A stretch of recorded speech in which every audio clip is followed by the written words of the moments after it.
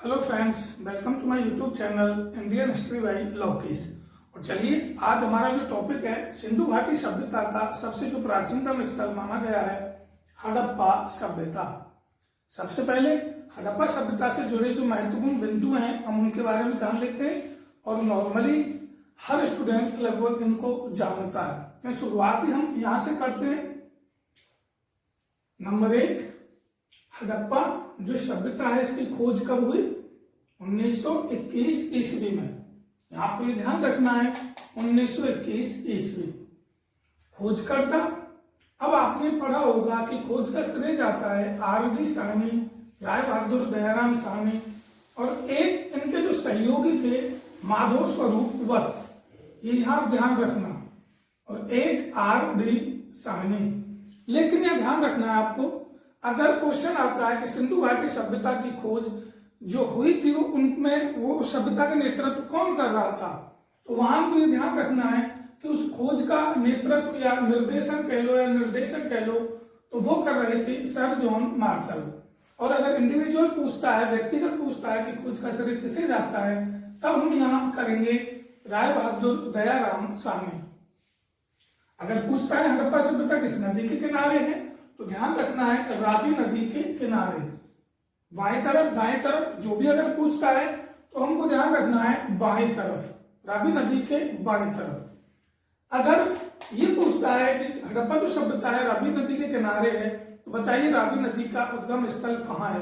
कैसे भी प्रश्न घुमा के अगर पूछे तो रावी नदी हिमाचल प्रदेश के कांगड़ा जिले में स्थित एक रोहतांग दर्रे से निकलती है और उसके बाद ये जो नदी है रावी पाकिस्तान में जाकर एक मिथनकोट नामक स्थान है, वहां सिंधु नदी में मिल जाती है। आगे चलते, हड़प्पा सभ्यता का नाम क्यों हुआ? इसका मुख्य कारण है कि यह सभ्यता जहां खोजी गई उसके पास एक गांव था जिसका नाम हड़प्पा था। आगे, हड़प्पा सभ्यता किस जिले में है? अगर उस समय की बात करें तो मांटगोमरी जिला था। आज अगर वर्तमान की बात करें तो साहिवाल जिला है। लगभग आप ये मान के चलो कि जो ये हड़प्पा गांव है और जो ये मांटगोमरी या साहिवाल जो डिस्ट्रिक्ट है, इनके मध्य की दूरी आप ये मानो कि हड़प्पा विलेज से साहिवाल डिस्ट्रिक्ट हेडक्वार्टर 20 से 25 किलोमीटर दूर है। राज्य पंजाब हो गया और ये वो पंजाब है जो पाकिस्तान वाले भाग में है, और देश पाकिस्तान। और यहाँ जो मिला है वो क्या है, महत्वपूर्ण जो है खोज हुई उसमें जो महत्वपूर्ण जो सामग्रियां मिली है वो कौन सी है? नंबर 1, अभिलेखी मोहरें, और नंबर 2, तांबे की इक्का गाड़ी।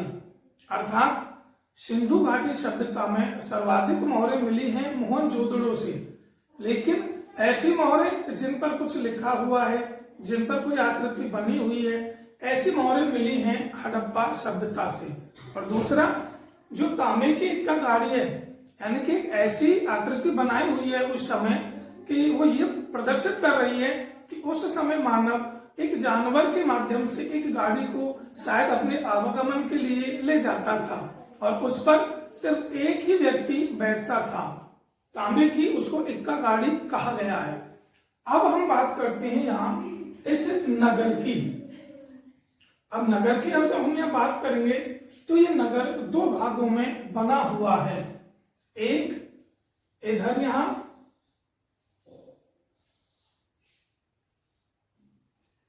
और एक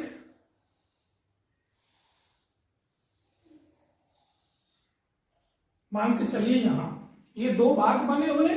ये है पूर्वी टीला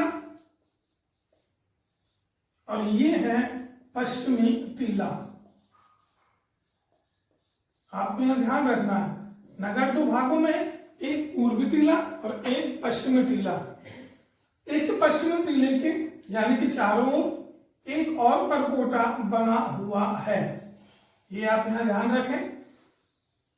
हड़प्पा सभ्यता में जो पश्चिमी टीला है उसके चारों ओर एक और दीवार उसकी सुरक्षा की दृष्टि से बनी हुई है। लगभग 4 फीट मोटाई में ये दीवार बनी हुई है। मैं यहाँ पे लिख रहा हूं परकोटा। कहने का मतलब ये था, सबसे पहले हम यहाँ बात कर लेते हैं कि यहाँ कौन लोग रहते थे और यहाँ कौन लोग रहते थे। यहाँ आम आदमी वो दिल्ली वाले नहीं, केजरीवाल वाली पार्टी के, दूसरा किसान और तीसरा यहाँ व्यापारी। ये लोग यहाँ रहा करते थे पूर्वी वाले टीले में। और यहाँ नंबर 1 पुरोहित, नंबर 2 प्रशासनिक वर्ग या प्रशासनिक वर्ग से जुड़े अधिकारी या महत्वपूर्ण जो लोग हैं वो रहा करते थे। आप यहां समझे, ये मान के चलिए रावी नदी है, ये हो गई आपकी रावी नदी, और ये हो गया बायां भाग, ये बाएं तट पर इधर। कहने का मतलब नदी के जो बिल्कुल नजदीक था वो था पूर्वी टीला, कि भविष्य में अगर कभी नदी का जलस्तर बढ़ता है अधिक बारिश होने पर तो सबसे ज्यादा खतरा होता था इस वाले भाग को। ये ध्यान देना है, इसके कोई परकोटा नहीं था, ठीक है। और ये जो भाग था ये इस भाग से अधिक सुरक्षित था, अधिक सुरक्षित, ये ध्यान रखना है हमको। यहाँ ये वाला भाग अधिक सुरक्षित था और इसका एक ही प्रवेश द्वार था इस दिशा की तरफ। लेकिन आगे चलते हैं, पूर्व टीले के इधर पश्चिमी टीला, और यहां एक और आवास मिला है, ठीक है स्टूडेंट। और ये मिला है 3 भागों में, इसके 3 भाग बने हुए हैं और इसको नाम दिया है एफ टीला। और यहां पर मैं लिख रहा हूं, इसको ध्यान रखना, ए बी टीला। आप यहां ध्यान से समझे, मैंने अभी बताया पूर्वी टीला, अभी बताया पश्चिमी टीला, लेकिन अब यहां पर मैंने लिख दिया है ए बी टीला और एफ टीला। इसका प्रमुख कारण क्या है? ये विद्वान थे मार्टिमर व्हीलर। देखो हम ज्यादातर क्या याद रखते हैं कि सिंधु घाटी सभ्यता की जो खोज की है राय बहादुर दयाराम साहनी ने, और दूसरे हैं माधव स्वरूप वत्स। लेकिन जो अगले जो व्यक्ति थे, जो इनके सहयोगी थे, और भी एक व्यक्ति था और वो थे मार्टिमर व्हीलर, ये ध्यान रखना है। और अगर दयाराम साहनी के बारे में व्यक्तिगत कोई बात पूछे, जन्म 1879, मृत्यु 1939, अगर पूछे, इनको सर जॉन मार्शल के बाद महानिदेशक भी बनाया गया था भारतीय पुरातत्व विभाग का सन 1931 में, ये ध्यान रखना है। सर जॉन मार्शल इस समय भारतीय पुरातत्व विभाग के अध्यक्ष थे, उसके बाद आर.डी. साहनी को बनाया जाता है। और ये दयाराम साहनी जन्म तो हुआ है पंजाब में, जो आज पाकिस्तान वाले भाग में, और इनकी मृत्यु हुई थी अपने गुलाबी नगरी अर्थात जयपुर में। तो चलिए आगे चलते। मार्टिमर व्हीलर ने कहा है इसको एफ टीला, इसको और इसको कहा है ए बी टीला। ये यहां ध्यान रखना है, इसमें क्या मिला है।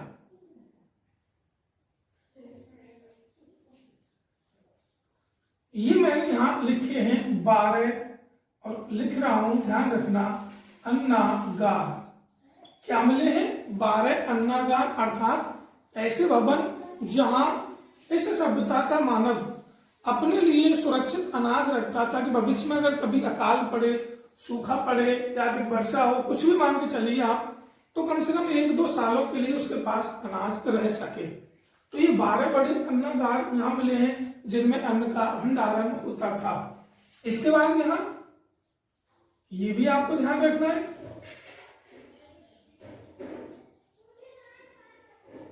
तो देखिए ये जो मैंने आपको यहाँ बनाए हैं, ये बनाए, इधर लिख रहा हूं इसके बारे में, 18 वृत्ताकार चबूतरे। ये ध्यान रखना, इधर 12 आवास और इधर 18 वृत्ताकार चबूतरे, और इधर ये ध्यान रखना, और ये है 15 आवास। आवास कितने हैं? 15। वृत्ताकार चबूतरे कितने हैं? 18, और अन्नागार कितने हैं? 12। अब आप यहां समझें, ये जो आवास है मजदूरों के हैं, और मार्टिमर व्हीलर के अनुसार ये अधिक संभावना है कि इन लोगों का निवास भी यही रहता था, और ये इस अन्न को इन चबूतरों पर शायद इनकी सफाई करते हो या खाने योग्य बनाने के लिए इनका कुछ प्रयोग करते हो ऐसा कि ये खाने योग्य हो जाए। कहने का मतलब ये 12 नगार हैं, ये 18 वृत्ताकार चबूतरे हैं, ये आवास है। इन चबूतरों की दरारों में जब खोज की गई 1921 ईस्वी में तब वहां गेहूं और जौ के दाने मिले थे। तब ये प्रमाण माना गया, तब ये बात मानी गई कि शायद संभावना ये है कि इस चबूतरे पर यहाँ गेहूं को या कूटा जाता था या उसकी सफाई की जाती थी खाने योग्य बनाने के लिए। ये ध्यान रखना। एफ टीला मार्टिमर व्हीलर ने कहा, एबी टीला मार्टिमर व्हीलर ने कहा। वैसे नाम पश्चिमी टीला है। अब इसके बारे में थोड़ी हम बात करते हैं। इस पश्चिमी टीले की जो ये दीवार है, ये परकोटा है, ये बहुत मजबूत था। कारण क्या था कि अगर नदी का जलस्तर बढ़े तो यहाँ खतरा कम हो। किन लोगों को? पुरोहित और प्रशासनिक वर्ग को। चाहे ये वर्ग डूब जाए, नो टेंशन, फिर हो जाएगा। ये नहीं डूबने चाहिए, क्यों? ये ज्यादा महत्व रखते हैं, यही समस्या होती है। अब ये जो दीवार थी ये लगभग 4 फुट चौड़ी मानी जाती है, 3.5 से 4 फुट चौड़ी। अब ये बनी हुई थी 2 प्रकार की ईंटों से, एक कच्ची और एक पक्की। ये ध्यान रखना है, यहाँ कच्ची और पक्की ईंटों से। अंदर वाले भाग की तरफ इधर यहाँ लगी हुई थी कच्ची ईंटें और उधर बाहर वाले भाग की तरफ यहाँ लगी हुई थी पक्की ईंटें। और वहां जो ईंटों का जो अनुपात है वो 4:2:1, अर्थात आप ये ना माने कि ये इंच में है, यानी कि 4 लंबाई, ये होगी चौड़ाई और ये होगी मोटाई। उस समय का पैमाना और आज के पैमाने में भिन्नता है, इसकी हम आगे बात करेंगे कि कैसे भिन्नता है। आपको जो महत्वपूर्ण बात समझनी है वो यहाँ तक ये देखें। उसके बाद एक और महत्वपूर्ण खोज हुई और वो खोज हुई मार्टिमर व्हीलर के द्वारा। यहाँ वो खोजते हैं एक कब्र को और उस कब्र का नाम देते हैं ये R37। ये कब्र लकड़ी की बनी हुई है और शायद ये प्रतीत होता है और वो लिखते भी हैं कि ये 100% सत्य है कि ये कब्र एक महिला की है। ये ध्यान रखना, कब्र महिला की है जिसको नाम दिया है R37 और जो पश्चिमी टीले के दक्षिण में है। ये ध्यान रखना, R37 कब्र कहाँ है हड़प्पा सभ्यता में? पूर्वी टीले के दक्षिण में, पश्चिमी टीले के दक्षिण में, या फिर मान के चलो एफ टीले के दक्षिण में। तो ऐसे हमको विशेष ध्यान यहाँ रखना है। सबसे बड़ी एक बात और बताता हूं मैं आपको, जो ये लकड़ी की कब्र बनी हुई है जो महिला की है, यहाँ शायद ये प्रचलन था, जैसे आपने मिस्र की सभ्यता में मम्मी वगैरह के बारे में जाना है कि लोग मरने के बाद जिंदा होते हैं। तो उस कब्र में क्या मिला था, जो महिला वहां दफन की गई थी, उस महिला ने जो जरूरत के लिए अपने पूरे जीवन में जिन बर्तनों का उपयोग किया था, जिन जिन सामग्रियों का उपयोग किया था, वो सभी सामग्री या वो बर्तन उस महिला के साथ ही दफनाए गए। अर्थात जब इसका दोबारा जन्म होगा तो ये अपने ही बर्तनों का उपयोग कर सके। आप कभी भविष्य में हड़प्पा जाएं, और अगर आप हड़प्पा जाएं तो जब आप हड़प्पा स्थल को देखें उससे पहले वहां बने म्यूजियम को आप जरूर देखें, जिससे कि जब आप स्थल का भ्रमण करेंगे तो बहुत ज्यादा रोमांचकारी अनुभव महसूस होगा। ये आपको ध्यान रखना है। ये जो मैंने आपको पूरे डायग्राम के द्वारा यहाँ समझाया है, एक बार अगर आपकी समझ में ना आए तो इसको 2 बार देखें, और फिर अगर आप ये कहें कि सर हम भूल जाएंगे तो मेरी गारंटी है कि आप नहीं भूलेंगे, लेकिन 1 से 2 बार आपको ये देखना होगा।